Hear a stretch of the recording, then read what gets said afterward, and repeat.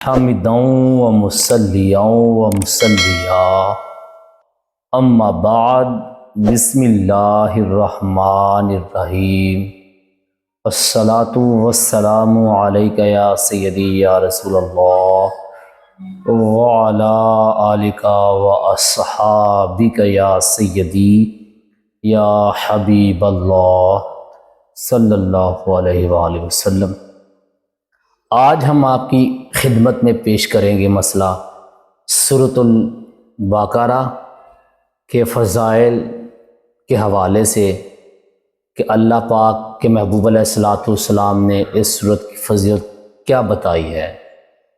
سب سے پہلے صحیح مسلم شریف کی حدیث ہے، راوی حضرت انس بن مالک رضی اللہ تعالی عنہ فرماتے کہ ہم میں سے جو آدمی سورۃ البقرہ اور سورۃ آل عمران جانتا تھا تو اس کی بڑی عزت ہوتی تھی۔ مطلب اس حدیث کا کہ جو بندہ یہ سورۃ البقرہ اور سورۃ آل عمران کو سیکھ گیا پڑھنا، اس کی گہرائی تک پہنچ گیا، اس کے ہر معنی کو سمجھ گیا اور اس کی تشریح کو سمجھ گیا، تو حضرت انس بن مالک رضی اللہ تعالی عنہ فرماتے اس بندے کی عزت بہت ہے، اس کی شان بہت زیادہ ہے۔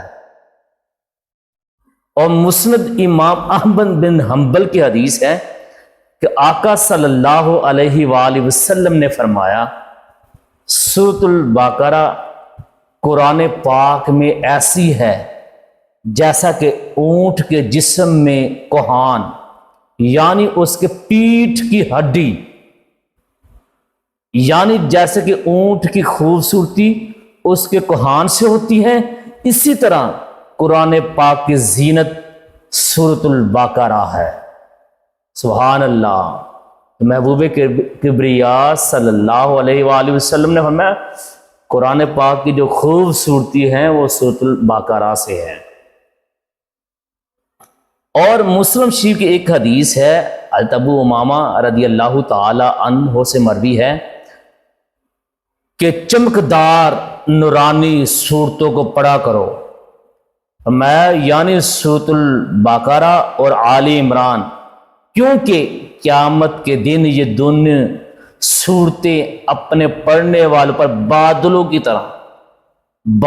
طرح ایسے سایہ کرے گی اور اللہ کی بارگاہ میں ان کی شفاعت فرمائیں گی۔ بھائی میرے، کیا ہمارے لیے کتنا فائدہ ہے اگر ہم ایک مرتبہ ہر روز سورۃ البقرہ پڑھ لیں، سورۃ آل عمران پڑھ لیں۔ تو آج ہم اگر گرمی میں اتنی ساری دھوپ ہوتی، برداشت نہیں ہوتی ہے کہ سائے کی جگہ مل جائے، تو میرے محبوب ارشاد فرماتے ہیں یہ قیامت کے روز یہ دونوں صورتیں ایسے سایہ کریں گے۔ عزیزان گرامی قدر، کریم آقا صلی اللہ علیہ وآلہ وسلم کا فرمان ہے کہ یہ سورت جس گھر میں پڑھی جاتی ہے اس گھر میں شیطان داخل نہیں ہوتا ہے، شیطان داخل نہیں ہوتا۔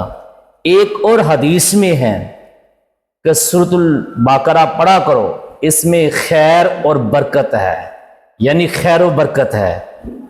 جو آدمی اس کے نقش کو لکھ کر جنون اور مرگی والے کے گلے میں ڈالے تو اللہ تعالیٰ مریض کو شفا بخشے۔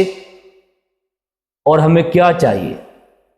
یہی سورۃ البقرہ مریض کے گلے میں ڈال دے تو اللہ تعالیٰ اس مریض کو شفا دے دیتا ہے۔ قرآن پاک کے اندر میرے بھائی اللہ نے ہر طرح کی شفا رکھی ہے۔ مطلب یہ ہے کہ ہمارا پہلے یقین کامل ہونا چاہیے۔ ایک اور مسئلہ ہے کہ جس گھر میں سورۃ البقرہ پڑھی جائے اس گھر میں 3 روز تک سرکش شیطان داخل نہیں ہوتا۔ کتنی روز تک؟ 3 دن تک شیطان داخل نہیں ہوتا ہے۔ ایک اور مسئلہ، جو آدمی ہمیشہ سوتے وقت سورۃ البقرہ کی 10 آیات پڑھ لیا کرے، کتنی آیات؟